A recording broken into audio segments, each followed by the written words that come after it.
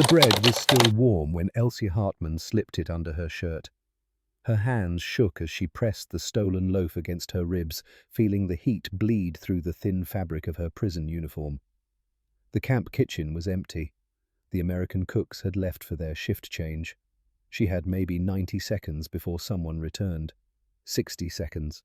She moved toward the door, forcing herself to walk normally. Not too fast. Prisoners who ran always got caught.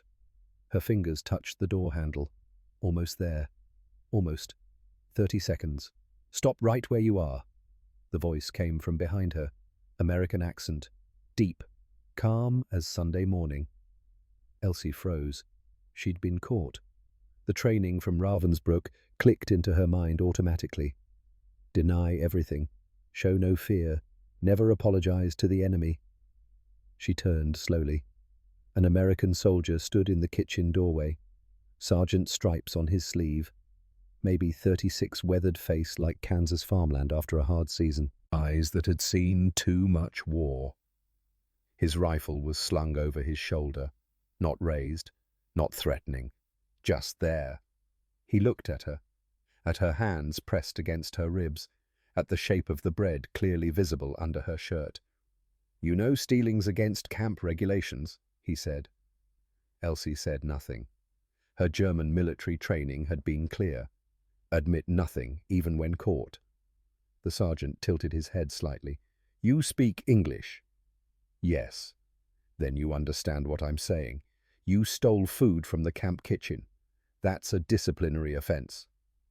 She waited for what came next. The beating, the solitary confinement, the reduction in rations that would leave her even hungrier than before. Instead, Sergeant William Dalton did something that would haunt Elsie Hartman for the next 60 years. He reached into his pocket, pulled out a pencil and a small notepad, and wrote something down. Then he tore off the page and held it out to her. "This is a requisition slip," he said. "For 2 loaves of bread, 1 jar of jam, and a canteen of milk. Authorized by me. Take it to the supply office tomorrow morning." Elsie stared at the paper, at his hand holding it out to her, at his face which showed no anger, no mockery, no trap. "I don't understand," she whispered. "The bread you stole," Dalton said quietly. "It's not enough to share with whoever you're stealing for, so I'm giving you more." Elsie didn't take the paper. She couldn't. Her hands wouldn't move, because nothing in her training 6 years in the German Women's Auxiliary, 2 years as a signals operator, 8 months as a prisoner of war, nothing had prepared her for an enemy who responded to theft with generosity. "Why?" The word came out, broken. Dalton looked at her for a long moment. Then he set the requisition slip on the counter between them. "Because you're hungry enough to risk solitary confinement for a loaf of bread," he said. "And because I remember what hungry looks like. I've got a mother back in Topeka who's probably worried sick right now, and if she was in a camp somewhere, I'd hope somebody would look after her." He turned to leave, then paused at the door. "Next time you need food, just ask. We're not in the business of starving prisoners." The door closed behind him. Elsie stood alone in the kitchen, the stolen bread still pressed against her ribs. The requisition slip sitting on the counter like evidence of something she couldn't comprehend. The Americans were supposed to be brutal. That's what every officer in the Wehrmacht had told them. That's what the propaganda broadcasts had promised. Capture meant torture, starvation, death. But this American soldier had just caught her stealing and given her more food instead of punishment. And that act of inexplicable mercy was about to destroy everything Elsie Hartman believed about the war, about the enemy, and about which side had truly been fighting for civilization. Before we continue with Elsie's story, I need to tell you something. Every week, I dig through archives, interview historians, and piece together these forgotten moments when someone's entire worldview shattered.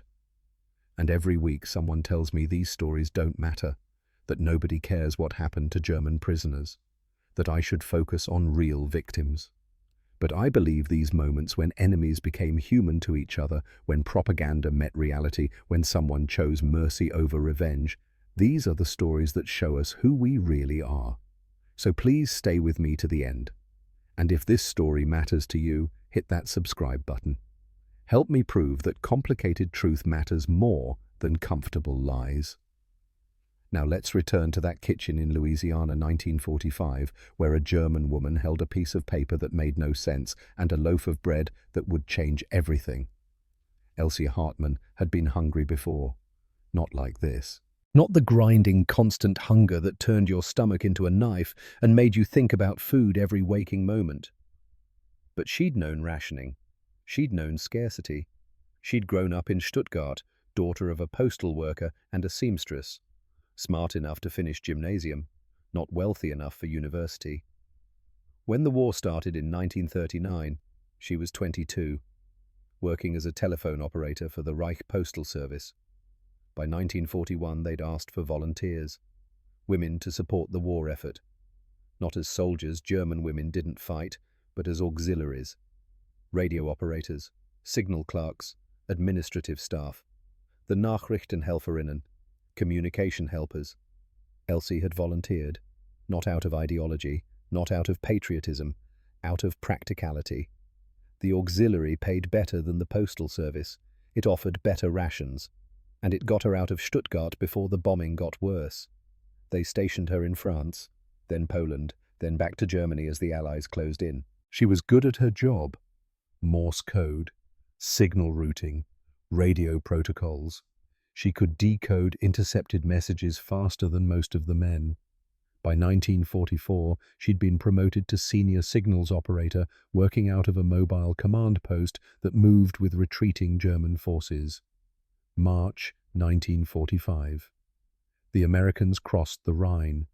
Elsie's unit had been ordered to evacuate east, to burn all classified documents, to destroy radio equipment before retreat.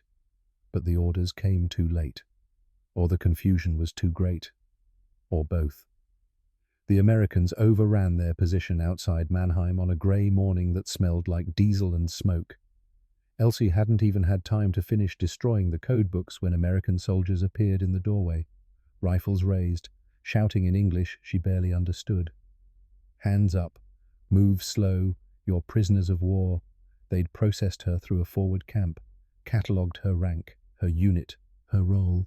Then put her on a truck with 40 other German women, nurses, clerks, radio operators, all captured in the final chaotic weeks.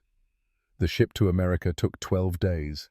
Elsie spent most of it in the cargo hold, sick from the motion, terrified of what awaited. The propaganda had been clear. Americans were savages. They'd torture German prisoners, especially women, especially those who'd served in military intelligence. But when the ship docked in New Orleans, what greeted them wasn't torture, it was heat. Impossible, wet, suffocating Louisiana heat that pressed down like a physical weight. And American soldiers who processed them with bored efficiency, who handed them prison uniforms and towels and bars of soap, who spoke in drawls she could barely understand but whose meaning was unmistakable. Follow the rules. Work your assigned duties. Cause no trouble. That was 6 weeks ago. Now Elsie stood in Camp Concordia, a converted army training facility in northern Louisiana. Surrounded by barbed wire and guard towers and American soldiers who didn't act like the monsters she'd been warned about. And she'd just been caught stealing bread. Elsie took the stolen bread back to her barracks after midnight. The women's compound was a separate section of Camp Concordia.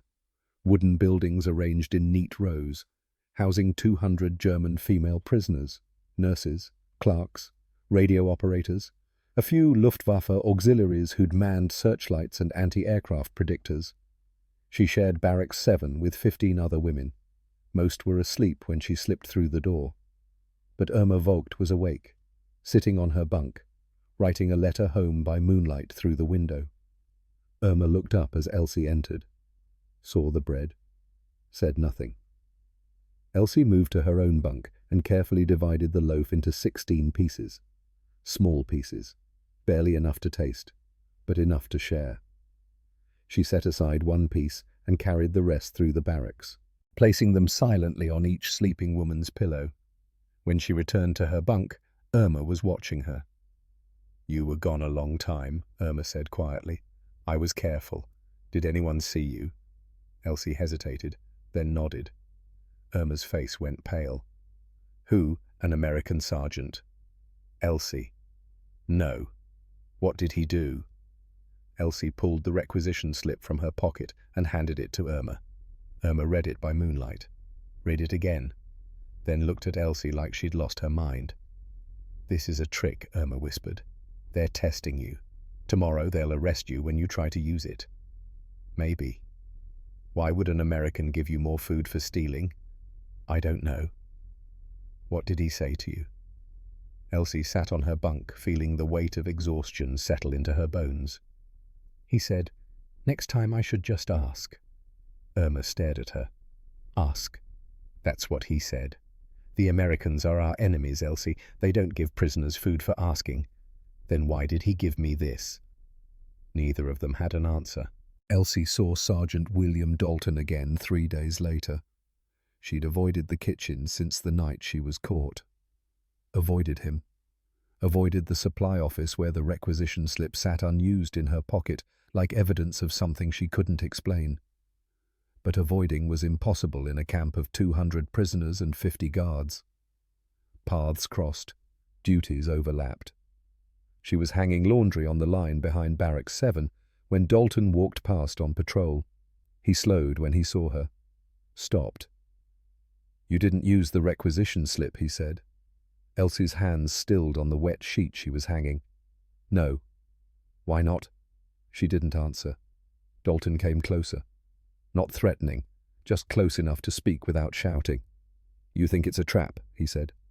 Elsie looked at him, at this American soldier who'd shown her more kindness than her own officers, who'd treated her like a human being instead of an enemy. I don't know what to think, she said quietly. Dalton was quiet for a moment. Then he said, Can I ask you something? Elsie nodded. Who are you stealing for? Yourself or someone else? The question was too direct, too observant. Elsie felt something crack in her carefully maintained walls. The older women in my barracks, she said. They get the same rations as us, but they can't eat the camp food. It's too rich, too much salt. They need plain bread. Dalton nodded slowly. And you're feeding them from your own rations. It's not enough. That's why you stole. Yes. Dalton reached into his pocket and pulled out a new requisition slip. This one authorized plain white bread twice weekly for medical dietary needs. Take this to the camp infirmary, he said. Tell them you need medical ration authorization for Barracks 7. They'll set it up. Elsie took the paper with trembling hands. Why are you doing this? Because you're taking care of people who can't take care of themselves, Dalton said. That's not criminal. That's decent. He started to walk away. Sergeant, he turned. We're enemies, Elsie said. You're supposed to... She didn't know how to finish. Dalton smiled, but it was sad. Yeah, he said. We're supposed to hate each other, supposed to be monsters to each other. But I've got a mother back in Topeka who's probably eating thin soup right now, worried sick about whether I'm alive. And if she was in a camp somewhere, I'd hope somebody would look after her. He walked away. Elsie stood holding the requisition slip, feeling the Louisiana sun press down, feeling something shift in her understanding of the world. Over the next month, Elsie encountered Sergeant William Dalton 7 more times. Each encounter blurred the line between enemy and something else, something she didn't have a word for. She was working kitchen duty, scrubbing pots after the evening meal. Her hands were raw, bleeding slightly from the harsh soap and steel wool. Dalton came through during his rounds, checking the work details. He paused when he saw her hands, said nothing, just looked. The next day, softer soap appeared in the kitchen. Gloves, too. No one said where they came from. But Elsie knew. A fight broke out in the women's compound. 2 prisoners, both half-starved, both desperate, arguing over a missing piece of bread. Dalton was the guard who responded.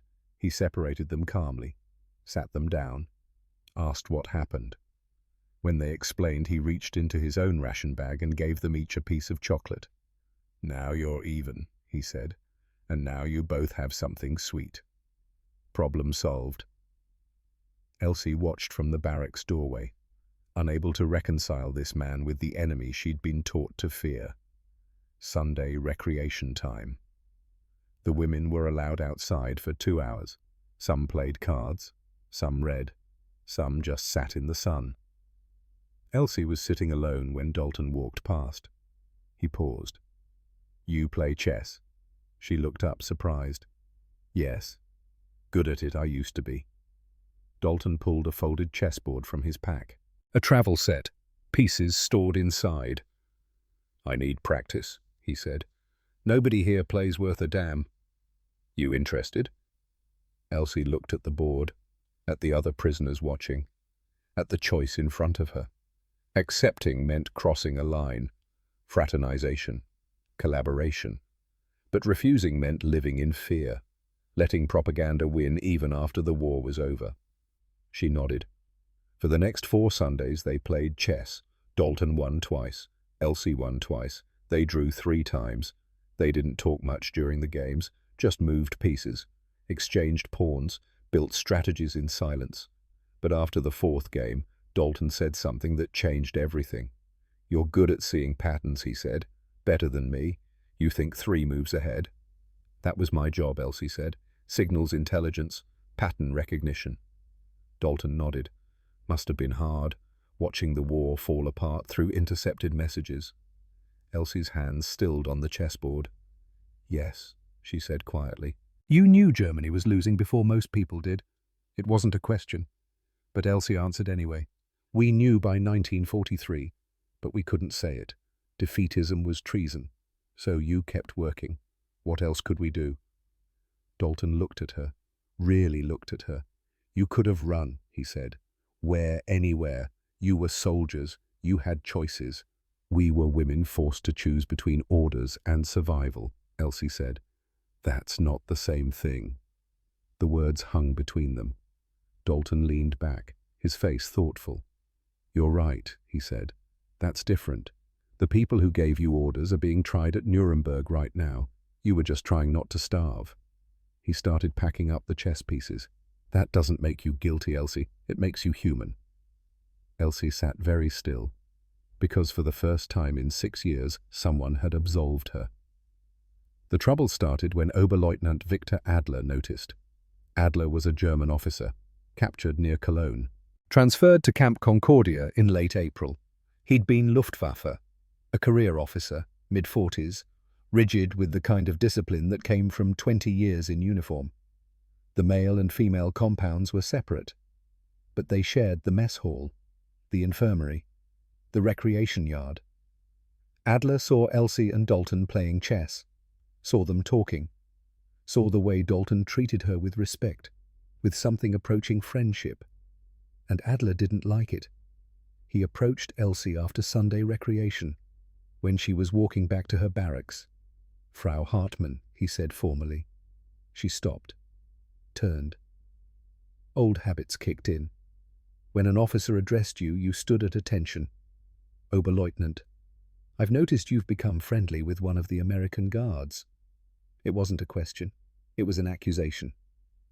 "Sergeant Dalton is professional," Elsie said carefully. "He plays chess with you. That's more than professional. He plays chess with several prisoners. But he talks to you differently. I've watched." Elsie felt something cold settle in her stomach. "What are you suggesting?" Adler stepped closer. His voice dropped. "I'm suggesting that fraternization with the enemy is a betrayal of Germany, that you're being used, that when this war ends and we return home, there will be a reckoning for those who collaborated." "I'm not collaborating. You're playing chess with an American soldier while German civilians starve in the rubble. You're smiling. You're comfortable. You've forgotten which side you're on." "I haven't forgotten anything," Elsie said, anger rising. "I remember that we lost. I remember that the Reich collapsed because it was built on lies. And I remember that these Americans could starve us or beat us or execute us, and instead they feed us and house us and treat us like human beings." Adler's face went hard. "You've been broken. I've been shown the truth. The truth is that you're a traitor." The word hung between them like poison. "I saved women from starving," Elsie said quietly. "I shared bread. I followed camp rules. I did nothing wrong. You befriended an enemy soldier. That's collaboration. And when we return to Germany, I'll make sure everyone knows what you did here." Adler walked away. Elsie stood alone, shaking, because she understood now. The war might be over, but the judgment had just begun. And the choice she faced wasn't between right and wrong. It was between truth and safety. Between being honest about what she'd learned in this Louisiana prison camp, that enemies could choose to be decent to each other, or lying to protect a loyalty to a regime that had destroyed everything she loved. Elsie Hartman had stolen bread to feed the hungry. But the real theft, the one that would haunt her for 60 years, was what this American sergeant had stolen from her. He'd stolen her certainty, her hatred, her ability to see the world in simple terms of us and them. And in doing so, he'd given her something far more dangerous. He'd given her the truth. Elsie Hartman avoided Sergeant William Dalton for 2 weeks after Adler's threat. No more chess games, no more conversations. She kept her head down, worked her shifts, stayed silent. Dalton noticed. On the 3rd Sunday, he approached her during recreation time. "You're avoiding me," he said. Elsie looked up from the book she was pretending to read. "Yes." "Why?" She looked at him, at this American soldier who'd shown her more kindness than her own officers, who'd treated her like a human being instead of an enemy. "Because you're making my life harder," she said. Dalton frowned. "How?" "The other prisoners think I'm collaborating. They think I'm a traitor because I talk to you. You're not a traitor for having a conversation. That's not how they see it." Dalton was quiet for a moment. Then he said, "What do you see it as?" The question cut through everything. Elsie had been asking herself that same question for weeks. What was she doing? What did these conversations mean? "I see it," she said slowly, "as the first time in 6 years that someone treated me like a person instead of a tool." Dalton nodded. "That's not collaboration," he said. "That's being human. But when we go home, when we're sent back to Germany, they'll say I was too friendly with Americans. They'll say I forgot my loyalty." "Did you—" "I don't know anymore," Elsie whispered. "I don't know what loyalty means when the country I serve doesn't exist anymore, when the officers who gave orders are being tried for war crimes, when the propaganda I believed turned out to be lies." Dalton pulled the chessboard from his pack, set it on the bench between them. "You want to know what I think he said?" "Yes. I think you're punishing yourself for surviving, for being treated well while your country suffers, for finding out that the enemy wasn't what you were told." He started setting up the chess pieces. "But here's the thing, Elsie. You didn't start this war. You didn't choose the regime. You were a woman doing a job in a system that would have punished you for refusing. And now you're a prisoner being offered basic human decency. That's not betrayal. That's just what should have been normal all along." Elsie sat down across from him. "The others will hate me," she said. "Probably. They'll say I collaborated. Let them. Why should I?" Dalton looked at her across the chessboard. "Because you're smarter than them," he said.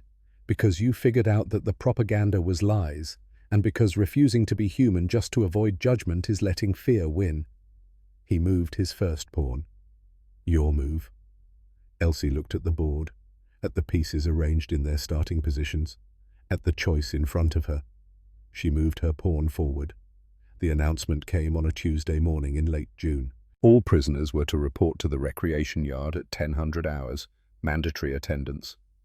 Elsie stood with the other women from Barracks 7, the Louisiana sun beating down, guards positioned around the perimeter. The camp commander stepped onto a wooden platform. "Ladies," he said in heavily accented German, "I have an announcement." In recognition of good behavior and cooperation, the camp administration has decided to hold a special event this coming Sunday, July 4th, American Independence Day. He paused. 12 prisoners will be selected to attend a celebration breakfast with the guards, as a gesture of goodwill between our nations. Murmurs rippled through the assembled prisoners. "The following women have been selected based on exemplary conduct," the commander continued. He read from a list. Elsie Hartman's name was third. Irma grabbed her arm as they walked back to the barracks. "You're not going," Irma said. "I have to. It's an order." "It's a trap, Elsie. Don't you see they're testing you? Adler will find out. He'll use it against you. Then let him." Irma stopped walking, stared at her. "What's happened to you?" she whispered. "I'm tired," Elsie said. "Tired of being afraid. Tired of hating. Tired of pretending that refusing kindness makes me loyal. It makes you survive." "No," Elsie said quietly. "It makes me cruel. And I won't be cruel anymore. Not even to save my reputation." Sunday, July 4th, 1945. The sky was cloudless, heat rising in waves from the packed earth. Elsie and 11 other women were escorted to an outdoor area behind the mess hall. Tables had been set up, benches, American flags hung from poles. The guards were already there, not in formation, relaxed, some smoking, some talking. Dalton stood near one of the tables. He caught Elsie's eye, nodded once. The smell hit her when she was still 50 feet away. Salt, smoke, something caramelizing, turning crisp at the edges. Elsie had smelled pork before, boiled, bland, rationed. This was different. This was fat rendering in its own juices. Meat transforming into something she'd forgotten existed. Irma grabbed her wrist. "Elsie, what is that?" Elsie didn't answer. Couldn't. Because after 6 years of war rations, 8 months of captivity, she'd forgotten that food could smell like desire. The American cook Corporal Hayes from Tennessee, gap-toothed grin, stood behind a long table covered with platters. "Morning, ladies," he drawled. "Y'all are in for a treat. Texas smokehouse bacon, my granddaddy's recipe, ain't nothing like it in the world." He started loading plates, 6 strips per plate, thick cut, edges curled where the fat had rendered crisp, grease pooling amber in the morning light. Elsie took her plate with hands that shook. The other women stared, some suspicious, some afraid. One started crying. "Go on," Hayes said gently. "Eat up. It's good bacon. Be ashamed to waste it." Elsie sat down at one of the benches. She looked at the bacon. 6 strips. More meat than she'd seen on a single plate in 3 years. She picked up one strip, still warm, the fat translucent at the edges. She bit down. The crisp shell shattered. Salt detonated on her tongue. Sharp, almost painful after months of under-seasoned camp food. Then the fat hit. Rich, coating, melting down her throat like warm honey, like silk, like nothing she'd tasted in 6 years. Then came something unexpected. Sweetness. Subtle. The meat had been cured with molasses. Elsie closed her eyes. For 7 seconds she counted them later. There was no barbed wire, no war, no propaganda, no Germany, no America. Just this. Just bacon. Just the impossible, generous American thing that shouldn't exist in a prison camp. She took another bite. The salt, the fat, the smoke, the sweetness underneath.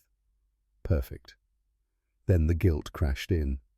Her mother was in Stuttgart, eating potato peel soup if she was lucky, bark broth if she wasn't. Her sister Helena was there too, scavenging, starving, surviving in the rubble of a city that had been bombed into dust. And Elsie was eating 6 strips of the finest bacon she'd ever tasted in her life, while her mother starved. The bacon turned to ash in her mouth. She couldn't swallow. Couldn't spit it out either, that would be wasteful, insulting. So she chewed slowly, mechanically, each strip an accusation. Irma leaned close. "Don't cry," she whispered. "They'll think you're weak." Elsie swallowed hard. The bacon stuck in her throat. "I'm not weak, Irma. I'm ashamed. I'm eating like a queen while Germany burns." "Then why are you still eating?" "Because refusing won't feed my mother. It'll just make me a liar." She finished all 6 strips, hated herself for every bite, and understood finally what Sergeant Dalton had been trying to tell her, that the war had turned everything upside down, that the enemy was feeding her better than her own country ever had. That propaganda only worked when you didn't have bacon to compare it against. Dalton was watching from 30 feet away. He saw Elsie's face change, saw the pleasure, then the guilt, then something else, something like understanding. He didn't approach, just nodded slowly. Later that week he found her on laundry duty. "That bacon breakfast," he said quietly.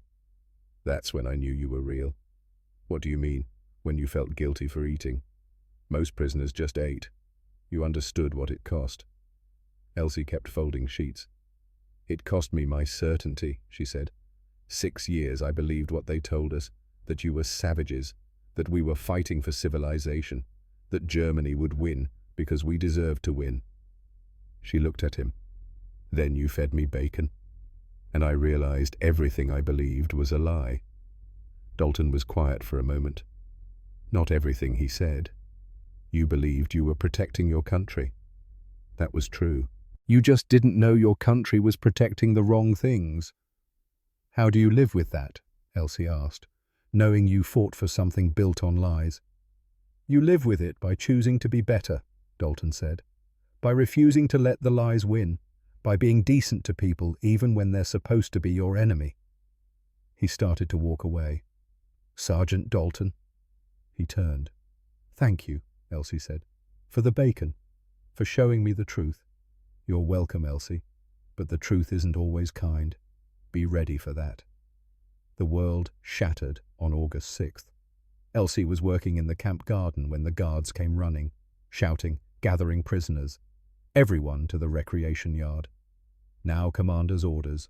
200 women assembled in the heat.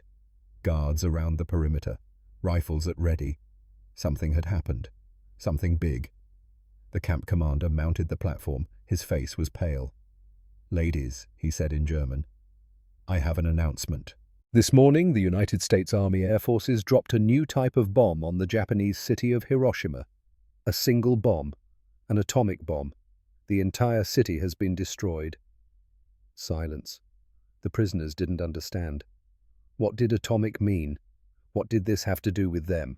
"The war in the Pacific will be over soon," the commander continued. "And when it ends, the process of repatriation will begin. You will be going home." He stepped down. The prisoners began talking all at once. Going home. Germany. When? How Elsie stood very still. Because she understood something the others didn't. She'd been a signals operator. She'd intercepted Allied communications. She knew what one bomb destroying an entire city meant. It meant the Americans had won the war not just with soldiers, but with science. With technology so advanced, it made everything Germany had built look like children playing with toys. It meant the propaganda about American inferiority had been a lie so complete, so total, that her people had walked into annihilation believing they were superior. Dalton appeared beside her. "You understand what this means?" he said quietly. It wasn't a question. "Yes," Elsie whispered. "It means we were lied to about everything. About your capabilities, about the war, about who would win, about who we were." Her voice broke.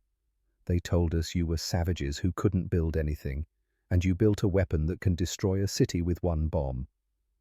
Dalton said nothing. Elsie looked at him. "How do I go home?" she asked. "How do I look my mother in the eye and tell her I ate bacon while she starved? How do I tell my sister that the Americans I was supposed to hate treated me better than our own officers?"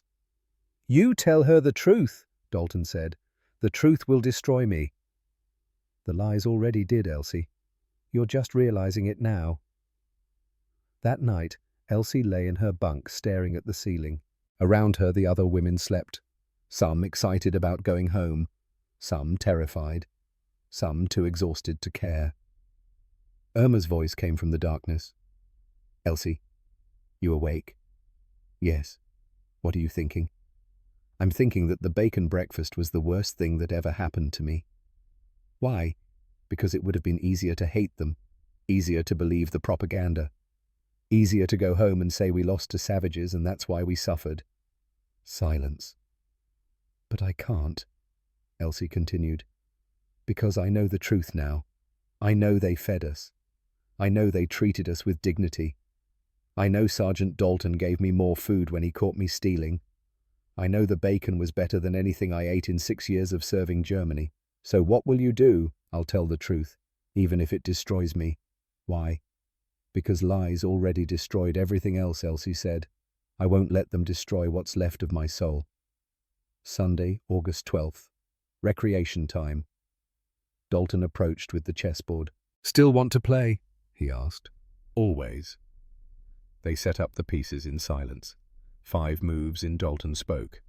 You'll be going home soon. Repatriation starts next month. I know. It's going to be hard. I know that too. The people there won't understand what happened here. They'll judge you for surviving well. Elsie moved her bishop. They already are, she said. Oberleutnant Adler has been writing letters home, telling people I fraternized with Americans, that I smiled while Germany burned. My sister will know before I even arrive. What will you tell her? The truth, which is that I stole bread and got caught by an enemy soldier who gave me more instead of punishment, that I ate bacon on American Independence Day and realized everything I'd been told was a lie, that I played chess with a Kansas farmer turned sergeant who treated me with more respect than my own officers. She looked at him, that the enemy taught me how to be human again. Dalton was quiet for a long time. Can I tell you something my father told me before I shipped out? He said finally. Please, he said, William, the war will end, and when it does, you'll have to decide what kind of man you were during it, not what kind of soldier, what kind of man. He moved his knight. I think that applies to you too. What kind of person were you? Elsie. Elsie thought about the question. Someone who stole bread to feed the hungry, she said slowly. Someone who chose truth over comfort. Someone who refused to stop being human just because the world went insane. Dalton smiled.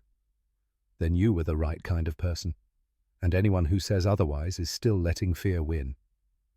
3 more Sundays they played chess. Game 2. Elsie won. Game 3, a draw. Game 4, Dalton won. After the 4th game, as they were packing up the pieces, an American soldier approached.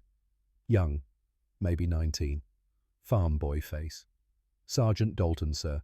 Commander wants to see you. Dalton nodded. Stood. He looked at Elsie. This might be the last time we play, he said.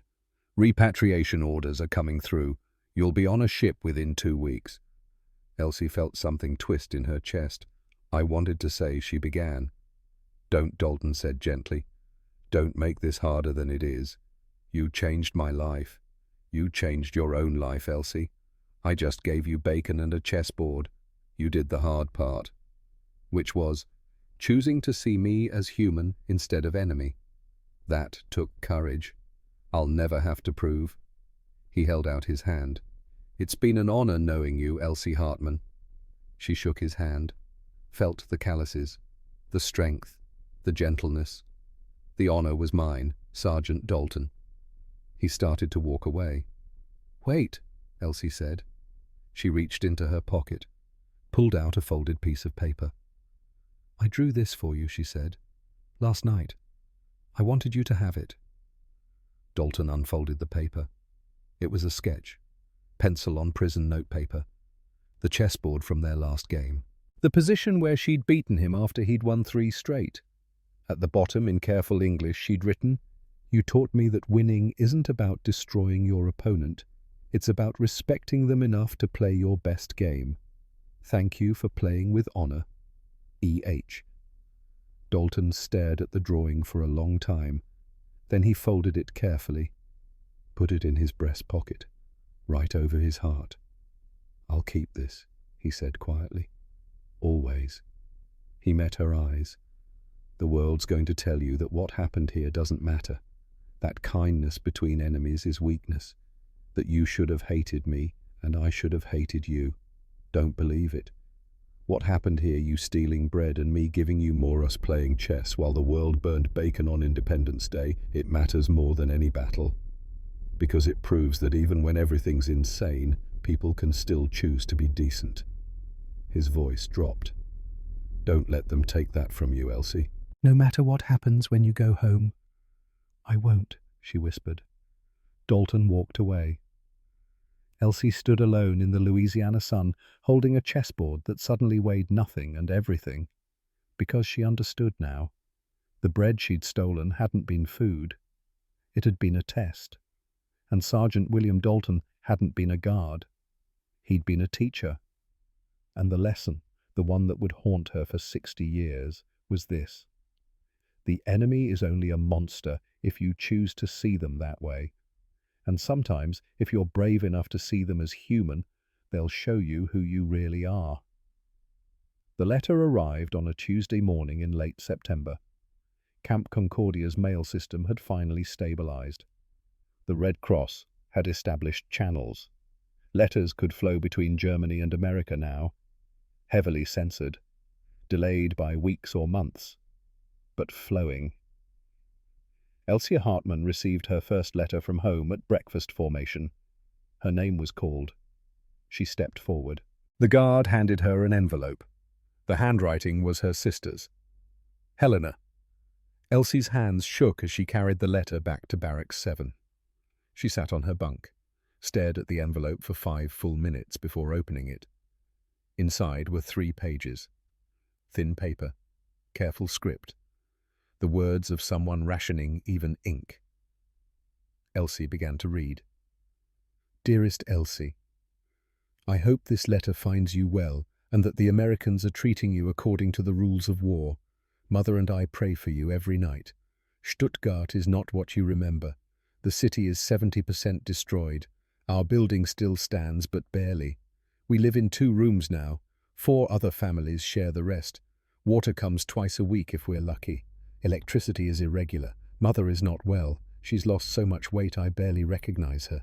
She eats potato peels when we can find them, bark broth when we can't. She asks about you constantly, whether you're safe, whether you're being fed. I tell her the Americans are civilized, that they follow the Geneva Convention, that you'll come home when repatriation begins. But then I heard something that troubles me deeply. Elsie's heart began to pound. Frau Adler, the wife of Oberleutnant Victor Adler, who is in your camp, wrote to several families here. She said her husband has been observing the prisoners, that some German women have forgotten their loyalty, that they fraternize with American soldiers, play games with them, smile and laugh while we starve. Frau Adler mentioned you specifically, Elsie. She said you've been seen playing chess with an American sergeant, that you talk with him, that you seem comfortable, that you've forgotten who you are and what you owe to Germany. I don't want to believe it, Elsie. Please tell me it's not true. Please tell me you haven't forgotten who you are.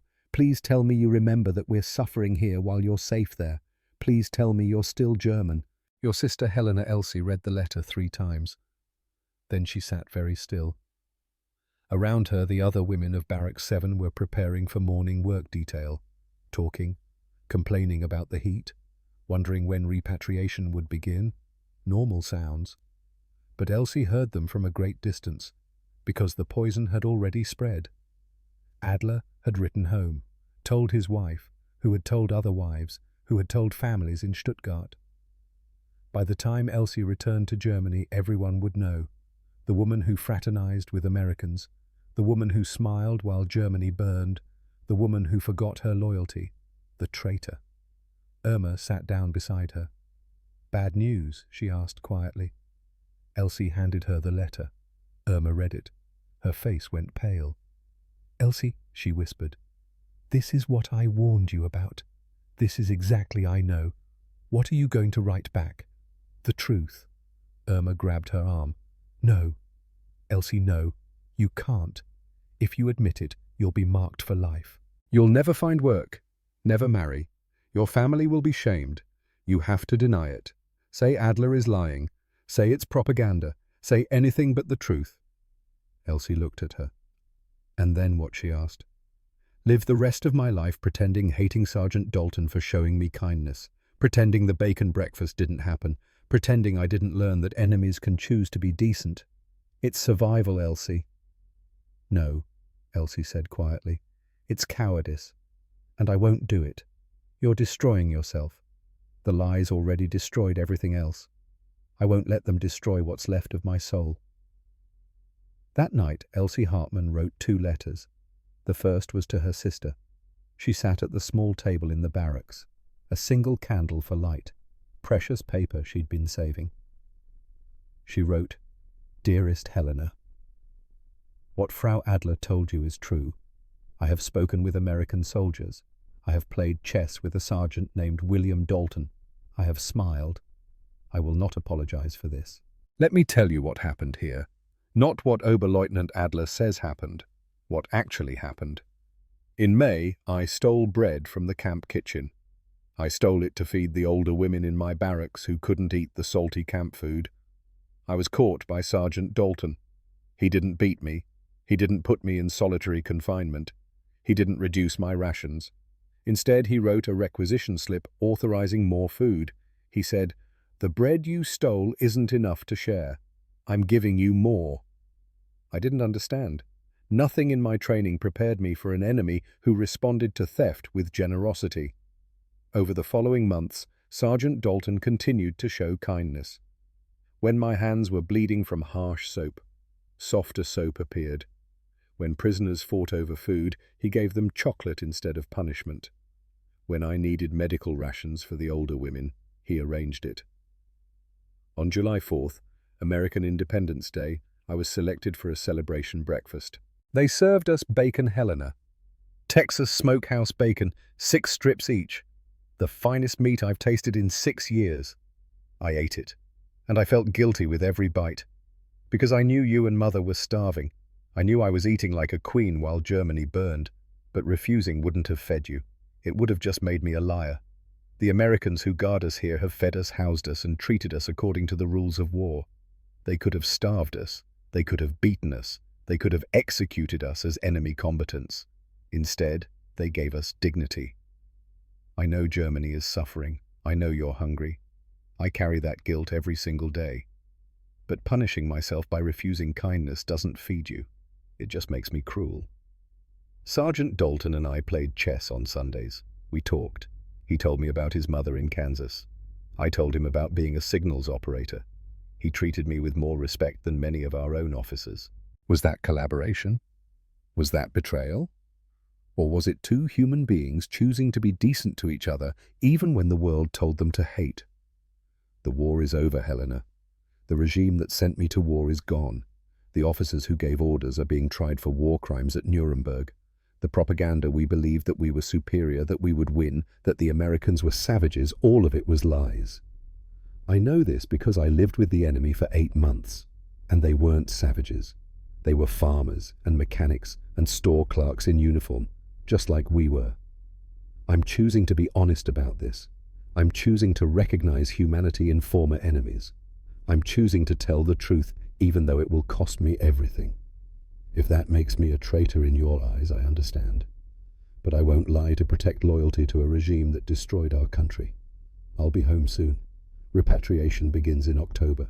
When I arrive, I'll look you in the eye and tell you the same thing I'm writing now. That I survived.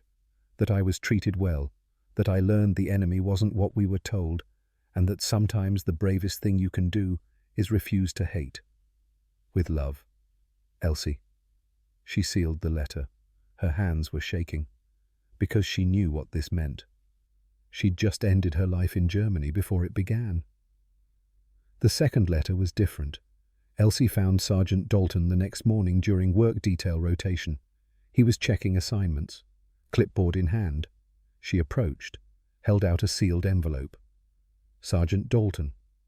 He looked up, saw her face, saw the weight she carried. "What's this?" he asked quietly. "A letter," Elsie said. "For you to read after I'm gone, after repatriation, when you wonder if what we did here mattered."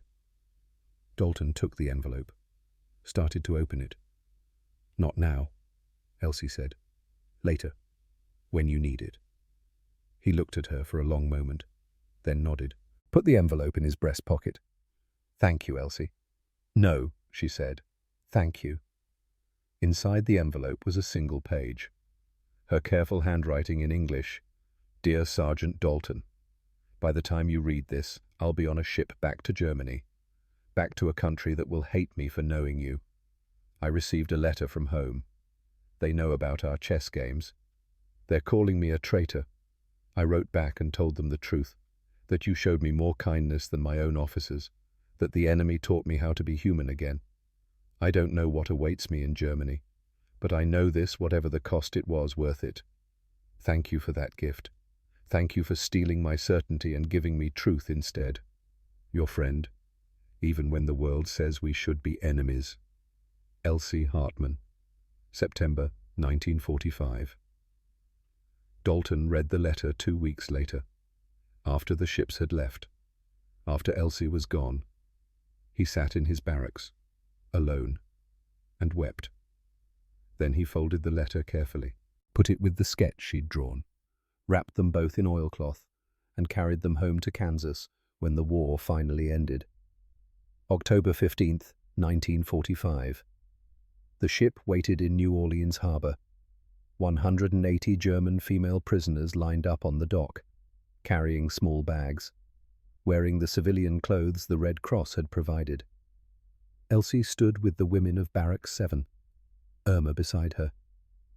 "We're really going home," Irma whispered. "Yes, I'm terrified." "Me too." The guards processed them one by one, checking names against lists, handing out identification papers, final instructions. When it was Elsie's turn, the processing officer looked at her file. Elsie Hartman, Senior Signals Operator, captured Mannheim, March 1945. Yes, you're cleared for repatriation. Board the ship. Report to Section C. Elsie took her papers. As she turned to leave, she saw him, Sergeant William Dalton, standing at the edge of the dock. Not on duty, just watching. Their eyes met. He raised one hand. A small wave, a final goodbye. Elsie raised her hand in return. Then she walked up the gangplank. Behind her, Louisiana disappeared. Ahead, Germany waited. The ship docked in Bremen on November 2nd, 1945. The city was rubble, 70% destroyed, just as Helena had written. Buildings collapsed, streets cratered. The smell of death still lingering in the cold November air. Refugees everywhere, thousands of them, moving through the ruins like ghosts. Elsie stepped onto German soil for the first time in 8 months. It felt like stepping into a grave. The journey to Stuttgart took 3 days, by train when the tracks were intact, by foot when they weren't, through cities that no longer existed, past people who no longer had hope. Helena met her at what remained of their building. The embrace was stiff, uncertain. Helena stepped back, looked at Elsie. "You look healthy," she said. It sounded like an accusation. "I was fed," Elsie replied. "See, we weren't." "I know." They stood in the rubble of their childhood home, 5 other families living in the building now, sharing walls, sharing privies, sharing the struggle to survive. "Mother's upstairs," Helena said. "She's been waiting." "How is she dying?" The word hung between them. Helena turned and walked into the building. Elsie followed. Their mother sat in a chair by the window, wrapped in blankets despite the moderate temperature. She'd lost at least 40 pounds. Her face was skeletal, her hands like bird bones. "Elsie," she whispered. Elsie knelt beside her, took her mother's hands. "I'm home, Mother. You're safe." "Thank God." I prayed every night. "I know." Her mother's eyes searched her face. "They fed you well," she said. "Yes, I'm glad. At least you didn't suffer." Elsie felt something break inside her chest, because she had suffered, just not from hunger. She'd suffered from learning the truth, from understanding that everything she'd believed was a lie, from choosing honesty over safety. But her mother would never understand that kind of suffering. That night, Elsie lay in the small room she shared with Helena. 2 cots, 1 window, cold seeping through the gaps in the wall. Helena spoke from the darkness. "People have been asking about you." "Who, everyone?" "The neighbors, the party officials who are left, the women at the ration office." "What are they asking? Whether it's true? Whether you fraternized with Americans? What did you tell them?" "I told them I didn't know, that you hadn't written about it, that rumors were just rumors." Silence. "But now you're here," Helena continued, "and I need to know. Is it true, Elsie? Did you play chess with an American soldier?" "Yes." "Did you talk with him?" "Yes." "Did you smile?" "Yes." Helena was quiet for a long time. Then she said, "You're going to have a very hard life here. I know.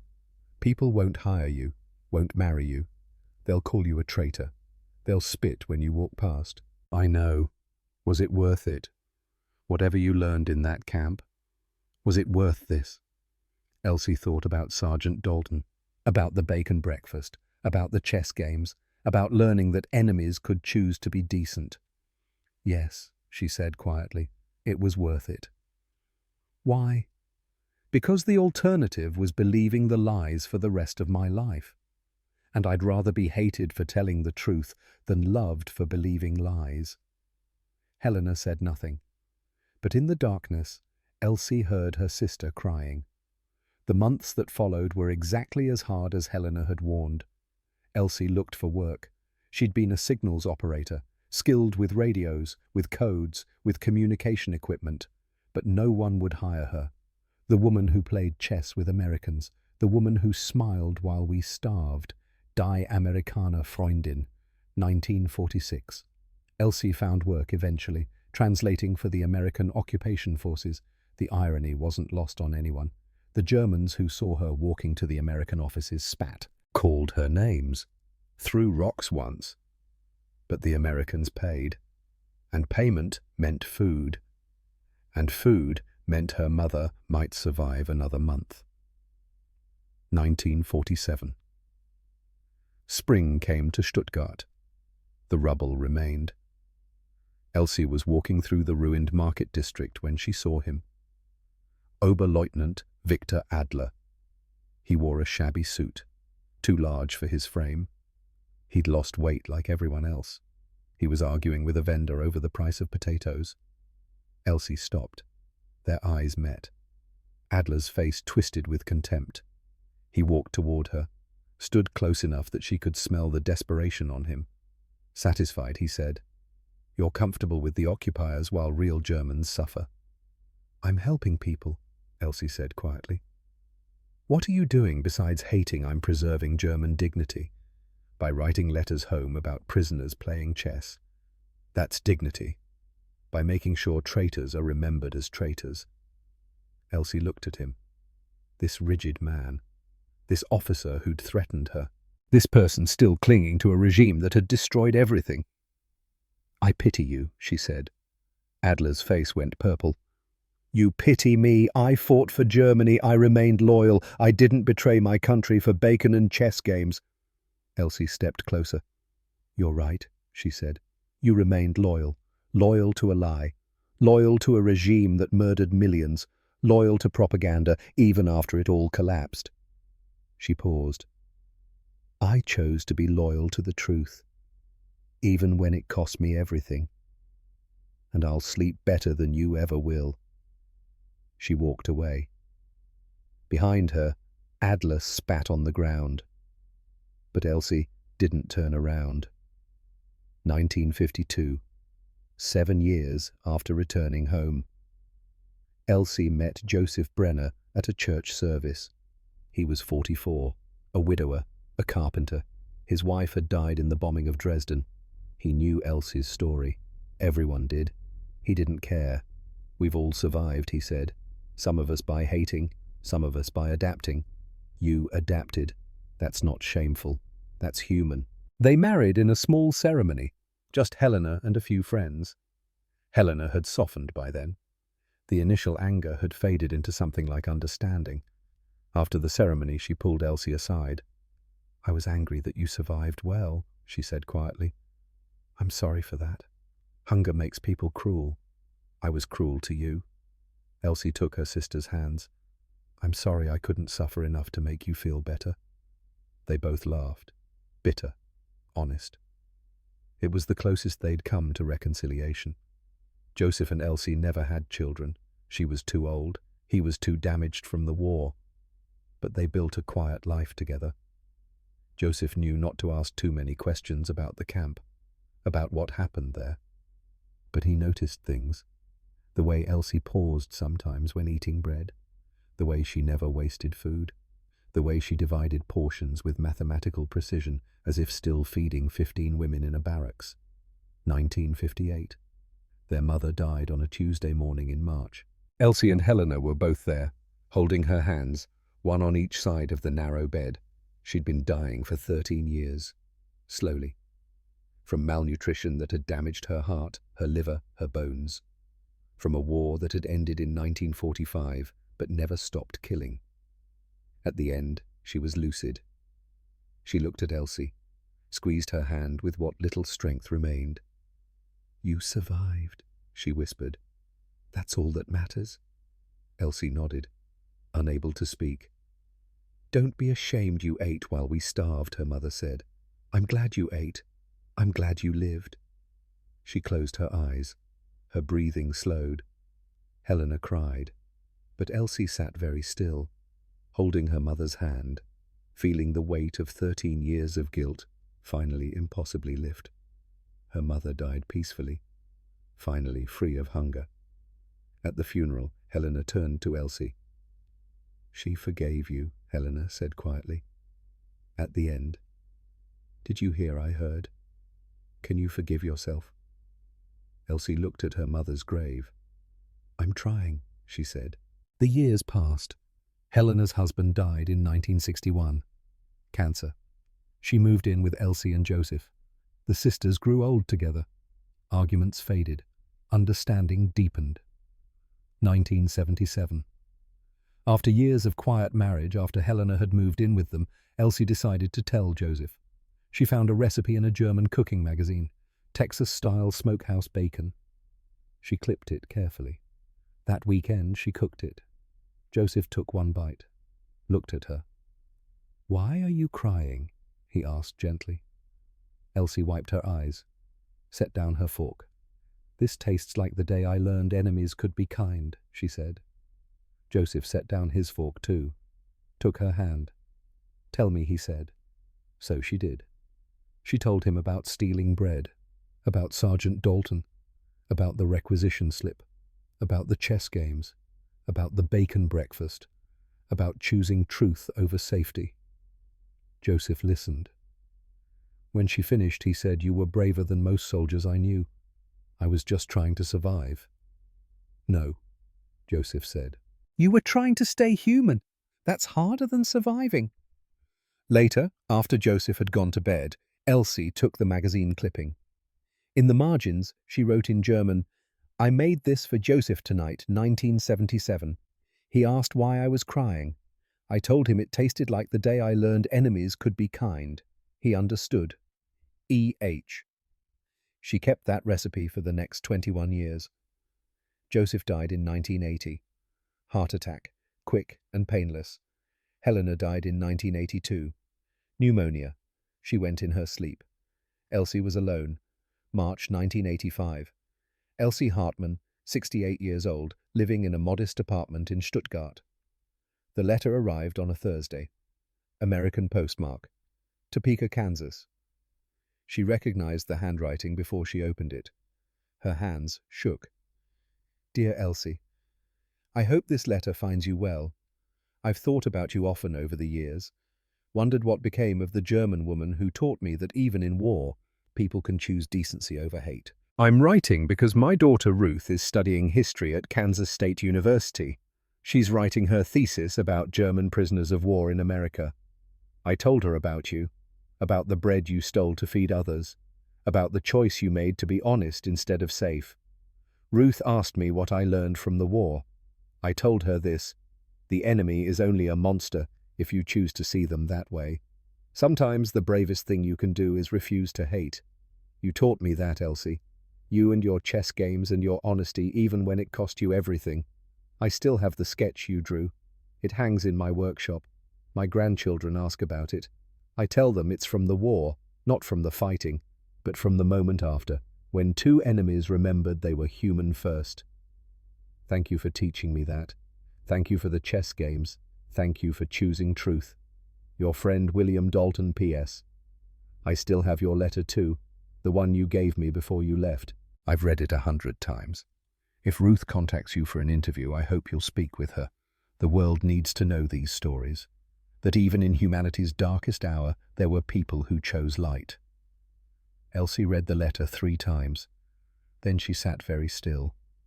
40 years. 40 years since she'd last seen Sergeant William Dalton. 40 years of being called a traitor, of being hated, of living with the choice she'd made. And here was proof that it had mattered, that someone remembered, that the truth she'd chosen, the truth that had cost her everything, had meant something to at least one other person. She wrote back that night, "Dear William, your letter arrived like a voice from another lifetime. I've thought of you often too. Wondered if you remembered the German prisoner who stole bread and got caught. Wondered if the chess games meant anything. Wondered if I'd made the right choice. Your letter answers all those questions. Let me tell you what happened here. What my honesty cost. I returned to Germany in November 1945. My sister had received Oberleutnant Adler's letters. The entire neighborhood knew I'd fraternized with Americans. I was called Die Amerikaner Freundin, the American friend. They said it like a curse. No one would hire me except the American occupation forces. People spat when I walked past. Children threw rocks. I married eventually. A good man named Joseph, who understood that survival sometimes means adapting. We had no children. We built a quiet life. It hasn't been easy. Even now, 40 years later, some people remember. Some still whisper. Some still judge. But I've never regretted it. Because you taught me something that no amount of hatred could destroy, that humanity doesn't stop at borders, that enemies can choose decency, that kindness is stronger than propaganda. Your kindness didn't save my body. The Americans fed us adequately. You saved my soul. You showed me that the truth, even when it hurts, even when it costs everything, is worth more than comfortable lies. If Ruth wants to interview me, I would be honored.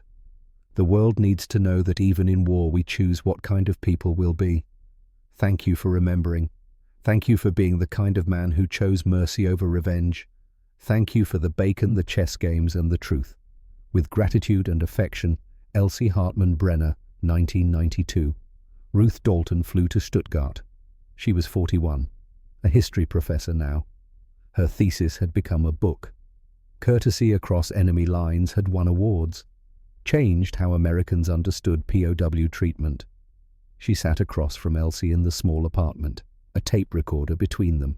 Mrs. Brenner, Ruth said, "My father told me you chose truth over safety, that it cost you everything."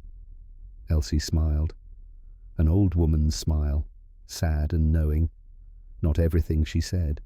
It cost me reputation, employment, an easy life. But it gave me something more valuable. What the ability to look at myself in the mirror, Elsie said. To know that when the world went insane, I didn't go insane with it. That I saw a human being in the enemy and had the courage to say so. Ruth's tape recorder spun. "Do you regret it?" Ruth asked. 50 years later. "Do you regret telling the truth?" Elsie was quiet for a long moment. Then she stood, walked to a drawer, pulled out a folded piece of paper. The bacon recipe, 1977 annotation in the margins. "This is my answer," Elsie said. She handed it to Ruth. "I kept this recipe for 15 years before I had the courage to make it. When I finally did, I cried, because it tasted like the day I learned the truth. And the truth, even when it hurts, even when it costs everything, tastes better than any lie." She sat back down. "No, Ruth, I don't regret it. I regret that telling the truth had to be brave, that being decent to an enemy had to be controversial. That choosing humanity had to cost so much. But I don't regret the choice itself. Ruth stopped the recording. My father said the same thing she said quietly, that knowing you changed his life, that he never forgot. Elsie's eyes filled with tears. Tell him I never forgot either. Ruth did. She flew home. Told her father. William Dalton smiled, nodded. And 11 years later, on a quiet morning in Topeka, he died peacefully in his sleep. Age 94. The last thing he said to Ruth was this: tell people about Elsie. Tell them what she chose. Tell them it mattered. November 12, 1998. Elsie Hartman died in her sleep, 81 years old, alone in her Stuttgart apartment. The landlord found her the next morning, called the police. They went through her belongings, looking for next of kin, finding none. What they found instead told a story: a white queen chess piece, carved wood, worn smooth from handling, a letter from William Dalton, dated 1985. Read so many times the edges were frayed. The sketch Dalton had kept for 53 years, returned to her by Ruth after his death in 2003, folded and refolded until the creases had nearly torn through, and a recipe, clipped from a 1976 German cooking magazine, Texas-style smokehouse bacon. In the margins, handwritten in German, I made this for Joseph in 1977. He asked why I was crying. I told him it tasted like the day I learned enemies could be kind. He understood. E.H. Ruth Dalton flew to Stuttgart in early 2000. She'd finished her book. Courtesy Across Enemy Lines, POW, Experiences in America, 1943 to 1946. Chapter 7 was dedicated to Elsie Hartman and William Dalton. Ruth met with the Stuttgart City Museum, donated her father's collection, the sketch, his letters, photographs, and Elsie's belongings, the chess piece, the letters, the bacon recipe. They created a display. Humanity in Wartime, the chess players of Camp Concordia. The sketch, the letters, the White Queen, the bacon recipe with its tear-stained annotations. A placard read, Elsie Hartman, 1917 to 1998, chose truth over safety. She admitted to befriending an American soldier during her captivity, knowing it would cost her everything. For 53 years, she lived with the consequences of that honesty. But she never regretted it. Sometimes, she wrote, the enemy teaches us more about being human than our own side ever did. The museum opened the exhibit in June 2000. School children visit, hundreds every year. They stand before the display case, reading the letters, looking at the sketch, examining the chess piece. Always someone asks the same question. Why did she keep a bacon recipe for 21 years? And the teacher, patient, thoughtful, always gives the same answer, because it reminded her of July 4th, 1945. The day she ate Texas bacon in a prison camp and realized everything she'd been told was a lie. That a single breakfast could shatter 6 years of propaganda. That the enemy wasn't what she'd been taught. That kindness exists even in impossible places. Another child asks, was she a traitor? The teacher pauses. She was someone who refused to let hate win. The teacher says, someone who chose to be human even when the world told her to be a monster. You decide if that's treason or courage. The last visitor of the day stands before the display. An old woman, American, visiting Germany with her grandchildren. She reads the placard, studies the sketch, sees the bacon recipe. Her granddaughter tugs her sleeve. Grandma, why are you crying? The woman wipes her eyes. Because this is my father's story, she says quietly.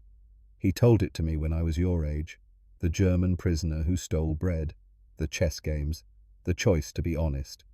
She points to the sketch. He kept this in his workshop until the day he died. He said it was the most important thing he brought home from the war. What did he bring home? Proof that enemies can choose to be friends. That kindness defeats hatred. That even in the darkest times people can still be decent to each other. She touches the glass. My father died in 2003. He was 94, peaceful in his sleep. The last thing he said to me was this: "Tell people about Elsie. Tell them what she chose. Tell them it mattered." Did it matter? The woman looks at her granddaughter. "You're standing in a museum looking at a bacon recipe from 1945, she says. 55 years after the woman who saved it died. And you're asking me if it mattered. What do you think close on the bacon recipe? The yellowed magazine clipping. The careful German script in the margins. Die Wahrheit schmeckt wie Texas Räucherspeck. The truth tastes like Texas smokehouse bacon. Final text appears. William Dalton died peacefully in 2003, age 94, in Topeka, Kansas. Elsie's White Queen chess piece remains on permanent display in Stuttgart. Her bacon recipe has been viewed by over 50,000 schoolchildren, a reminder that even in war we choose what kind of people we'll be.